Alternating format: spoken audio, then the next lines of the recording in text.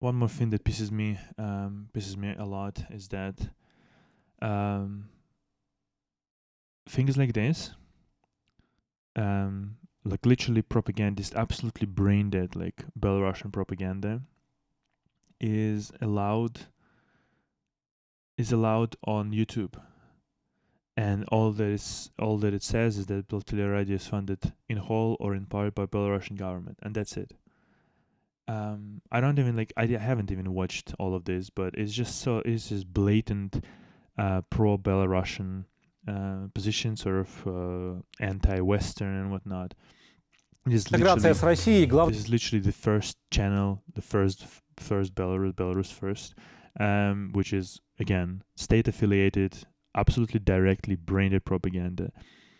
And what I'm saying, like what's so bad about it is because like these people are allowed on the platform. These people are allowed to actually sort of feed the shit into people's heads. And what's interesting, I don't understand like how that's happened. Maybe like there's like a free 500 bots who are actually like just upvoting all these like brain-dead comments, like thank you for your president, blah blah blah. Oh, like oh, thank you Belarus you haven't sort of succumbed to the West or whatever. Like such garbage that like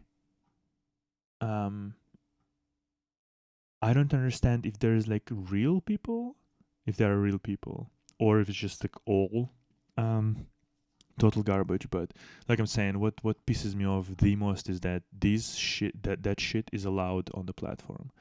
So yeah, I don't know.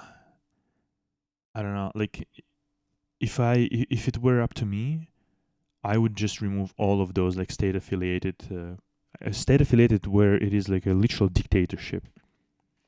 I would remove all of their accounts because they've done it actually with Russia. They have, I'm pretty sure they have banned Russia Today and a few other sort of state affiliated companies, and yet with Belarus it flies under the radar because it's such a fucking small, insignificant piece of shit sort of nation that big sort of powerful don't really care about it that much. And yet, like I'm saying, this misinformation, this propaganda is allowed to stay on the platform, which is not great. Which is not great at all. I am all for freedom of speech and freedom of information and whatnot. But when it is like directly misinformation, directly disinformation, and those in a dictatorship fucking state who oppose freedom of speech and freedom of information and whatnot, because they oppose it inside of the country, because they block and remove and jail journalists and whatnot, right? And yet they then use what's Western media, the ability of like freely express themselves via the means of Western media, Western platform. You see sort of the hypocrisy of it, right? Like I wouldn't mind whatsoever if it is sort of about like, okay, we allow any information inside our country, even though it's dictatorship shithole, right? And thus, like, we can use others as well, platforms, whatever. But if you sort of remove yourself from that contract of giving access to people to the information freely, basically, if you sort of cut that contract in half, burn that contract essentially, if you start jailing opposition, journalists, media for covering certain things, right, like protests or whatever it might be, you are not allowed then to use other people's free media to express your disinformation. Simple as that. It should be simple as that.